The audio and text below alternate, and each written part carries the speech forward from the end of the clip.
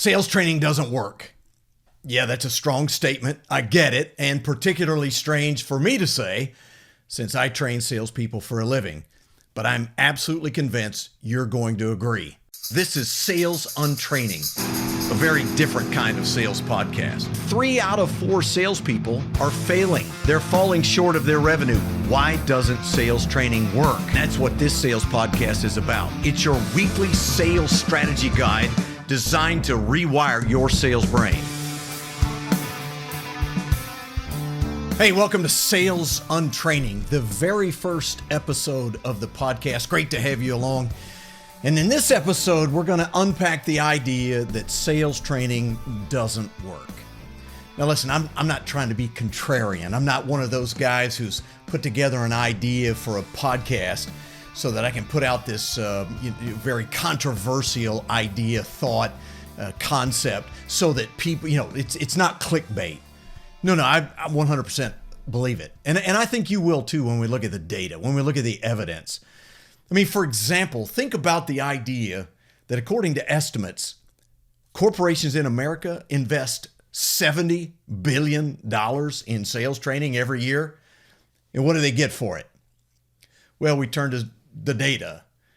A gentleman by the name of Dave Curlin, Objective Management Group. By the way, as an aside, going to have Dave on the show here very, very soon, and we're going to dive deep into that data and take a look at what it says in all different kinds of areas as it relates to sales training. Very important to have some real evidence of these kinds of assertions.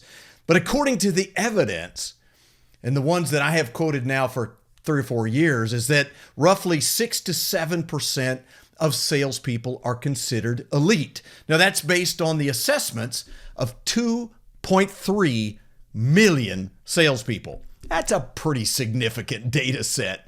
6 to 7% are considered elite.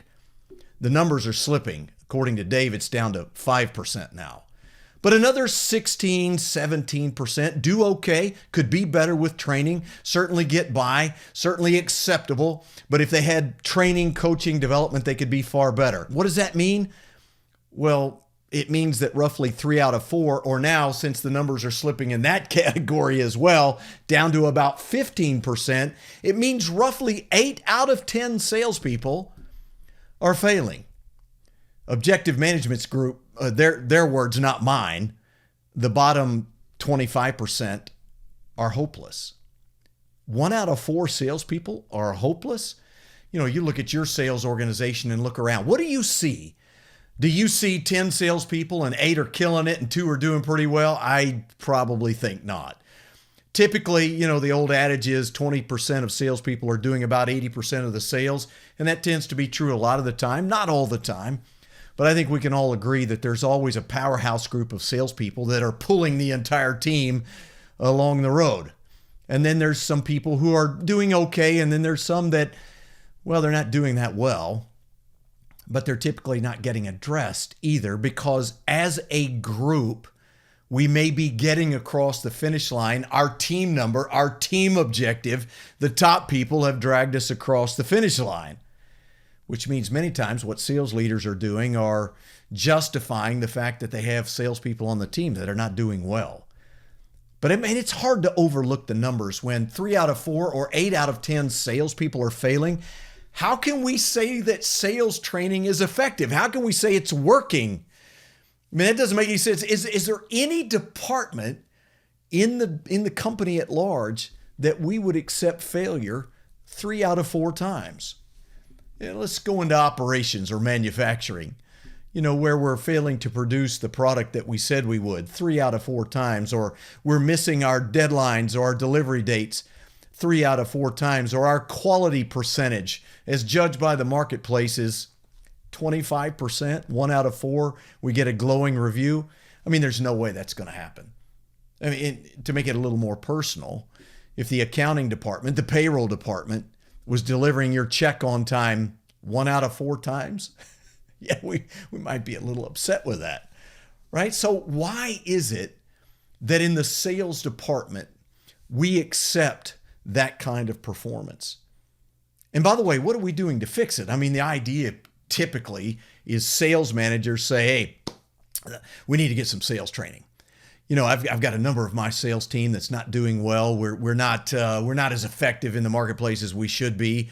I've got some guys who are crushing their number, but we've got other people who are, well, mediocrity might be the good way to say it, right? And why are we so loath to dismiss underperformers? I mean, there's a whole lot of dynamics at work here, and I don't think anybody has any motives or agenda other than trying to keep the team on track.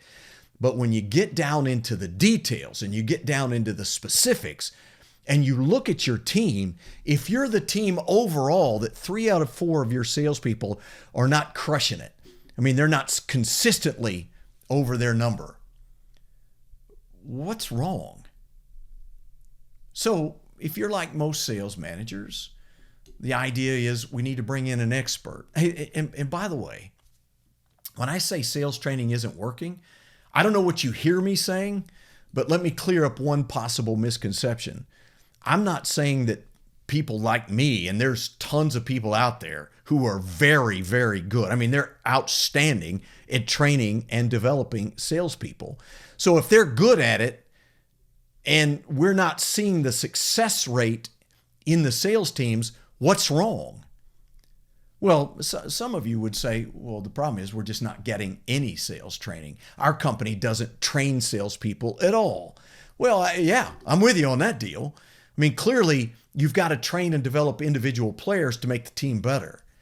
But what about all of those places where sales training is being utilized, where the investment is being made? $70 billion, not an inconsequential amount of money. And yet we're not seeing the results. So what's wrong? If we've got highly qualified, highly capable sales consultants, sales trainers, sales coaches, and we're not seeing it translate into results, what's wrong? Well, the answer is there's a whole vast number of systemic problems that prevent sales training from being effective. I mean, there's a bunch. And unfortunately, companies at large, sales VPs at large, owners, GMs, executives, CEOs, they don't look at the systemic causes of the failure of sales training. Typically, it's a checkbox event. We're at the end of the year. We need to have a sales meeting. We need to bring our team together. We need to recognize our good people. And while we've got them together, let's do some sales training. And so we invest big money into having somebody come in who's very, very good at that role. And yet the impact is, well, to put it kindly, negligible. That's a systemic issue. It has nothing to do with the person doing the sales training. And that's just a glimpse at the number of ideas, the number of issues that prevent sales training from being effective. Think about your own organization. How well do you do it? Now listen, big bell curve. There's always people out on the edges who are going to go, no, this is crazy. We do a great job of training. It's very effective. We develop people predictably. Congratulations, you're one of the less than 10% of companies that can make that claim. The big part of the bell curve, yeah, you're right. We're not doing it that well. In fact, the sales training we do is spotty. It's ineffective. It's not well planned. It's not well executed. And certainly we don't have the accountability in the organization that leads us to develop and grow as we should. That sounds like normal to me. I've been doing this for 18 years now, had an opportunity to see organizations at every level of revenue and in dozens and dozens of marketplaces and industries, and it's consistent. Every leader wants their sales team to be better. Nobody really has a good grasp of how to get that done. Well, very few. Let me put it that way. And listen, I'm not trying to be critical for the sake of being critical, nor am I trying to be controversial for the sake of getting people like you to come and view my podcast and all that kind of thing. No, what I want to do is identify the root causes of the problem and develop some ideas about how you can make those changes. But let's start with this. This change is extraordinarily difficult. I know, because I do it every day. Working with sales organizations, trying to change them systemically. We don't do change. We don't like change. We'd like to get, a 4-hour training magic bullet that magically makes us a better sales team and magically changes our results. That's adorable, but it's just not working. All right. So let's come back on the other side of the break. And I want to give you some insights into one of the real key challenges, not just of sales training, but training in general. I'll be right back.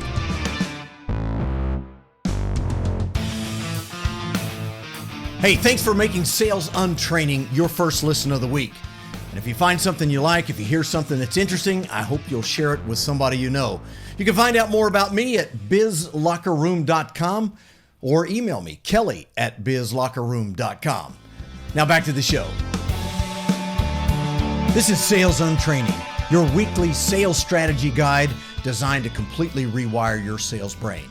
Subscribe to the podcast on Apple Podcasts, Spotify, or YouTube, or wherever you find your sales podcasts. All right, welcome back. Great to have you. Second segment, first episode, the sales training myth. Yeah, I hope by now you're beginning to understand why I say sales training doesn't work. At least I hope you're having that thought process. The real question, though, is why? Why doesn't it work? This is a deep problem. It's a systemic problem. It gets down to the core of how your company, how your business approaches training in general. I mean, quite frankly, I've had this conversation with hundreds of companies. And, we talk about training not only for salespeople. I also work on the leadership side, train executive management teams, those kinds of things. And the same kind of problems exist there. In fact, one of the biggest challenges that exist is, when do people train, period? Notwithstanding how effective that training is, which is not very good. But I mean, when do you train? You know what my experience is? When the economy's roaring, when things are going well, when the company's doing well, we don't have time to train. You don't understand, Kelly. We're really busy. We've got all kinds of things going on, and it's taking up all of our time, and we don't want to interrupt our success, our forward momentum with training. Okay, makes sense. But when the economy's not so good, we don't have the money to train. So when do you train? Well, I'll tell you when we train. We train reactively. We train sporadically. We train intermittently, right? We just had a bad quarter, and the CEO grabs the VP of sales and says, look, this is unacceptable. We need sales training. I'm on it. And we put together a meeting and we bring in an expert, right? That's the way we train salespeople. No wonder it doesn't work. I mean, absent a number of significant factors, you're basically tearing up $100 bills and throwing them in the trash can. You're paying someone a lot of money, somebody very capable, somebody very good at what they do, to get minimal impact. And I'll give you a reason why. Just one reason why. If you don't have a sales leader who's capable of reinforcing the very things that you're training on, and if you don't make it a part of the plan following the training to do exactly that, how good is it? How effective is it going to be?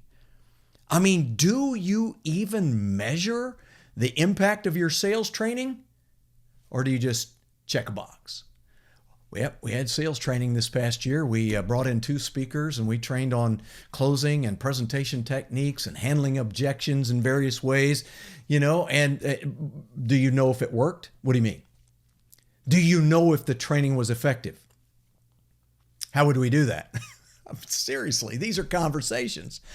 Do you actually test your people's progress in change? This is one of the huge obstacles to the effectiveness of sales training. Change. People don't do change. They don't like change. They get in their lane. They do what they do, and they do it to whatever level of effectiveness they do. And we come in and say, listen, you need to change. You need to do things differently. True statement. But how often does it stick? How often do we ensure that it sticks? And this is an organizational issue as much as it is an individual issue. I mean, let's look at your sales training. Let me ask you a couple of questions. Is your sales training based on individual needs, or is it a shotgun approach? It's a generalized idea about we need training for X and we apply it to everybody. Or is that training specific and individualized for the gaps that people have in their own specific performance or capabilities. Is your sales training planned out, scheduled out, or is it just reactive? Do you train for effectiveness, or you just train to check the box? It's just a few questions that we can ask. A lot of companies are like, Kelly, come on. I mean, no, thank you. I mean, we don't have time as it is. We're doing more with less after COVID. And look, I get it. I know in a perfect world, we'd really like to train more. And yeah, we'd like to be more effective at it. But we've got these constraints. Then why waste the money? Well, we might get something out of it, or we'll get some good out of it. Really? How much? Do you have any idea, or is that just a guess? But people just don't want to dive into the deepest, darkest details of our structure and our systems and what is it going to take to create a training process that we actually do correctly, we do well, we measure its effectiveness, and we know how it works, and we can troubleshoot performance. Oh, I mean, people get exhausted just talking about it, right? So therein lies a big part of the problem. But make no mistake, when you invest the kind of money that we invest in training, and we get the kind of results that we're getting, let me share this with you. The results you're getting are the results you should be getting. The way you do things determines the results that you get. And if you want different results, you have to address the core systemic problems. It's the systems themselves that need to be addressed. Short of that, we're never going to get the results that we're looking for, right? So we can have some training on closing or handling objections, all good stuff, but how does it fit into the big picture? How do we ensure that it works? In future episodes, we'll dive into a lot of the challenges that exist. I wish there was only one or two or a handful. No, there's a bunch. And if you don't bring all those into alignment in the organization, you're necessarily creating needless friction into the sales process, the sales development process, and it's just making your job as the leader that much harder. So we'll end with that, and I want to end every episode that we do with a quote that I think, that I hope will get your attention. And this week's quote comes from one of my favorites, Pogo. Dating myself again. Pogo, a very popular cartoon strip from the late 40s to the mid 70s. You'll still find them around. And this one, by the way, Pogo was developed by a guy by the name of Walt Kelly. And it was a very successful cartoon strip. 450 newspapers across the country, 37 million readers. He did okay. Frequently controversial. Back in the 60s and 70s, I'm sure that meant something quite different than what it means today. Here's your quote. Having lost sight of our objectives, we redoubled our efforts. Sounds a lot like the state of sales training. Hey, thanks for joining me. This is Sales and Training. I'll see you next time.